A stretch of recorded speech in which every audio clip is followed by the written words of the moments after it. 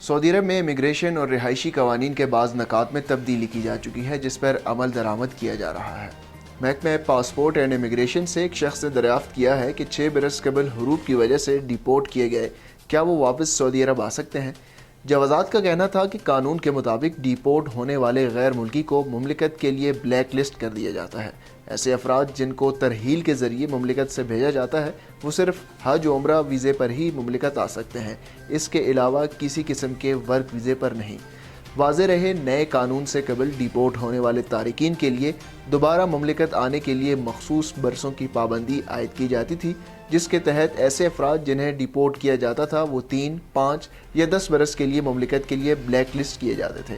ایسے افراد جو کسی جرم میں ملوث رہے ہوں اور ان کے خلاف عدالتی حکم نامہ جاری ہوا ہو انہیں ہمیشہ کے لیے بلیک لسٹ کیا جاتا تھا۔ خیال رہے، نئے امیگریشن اور رہائشی قوانین کے بعد ڈیپورٹ یعنی ترحیل کے ذریعے ملک بدر کیے جانے والوں کو اب تا حیات ملازمین کے ویزے پر بلیک لسٹ کر دیا جاتا ہے۔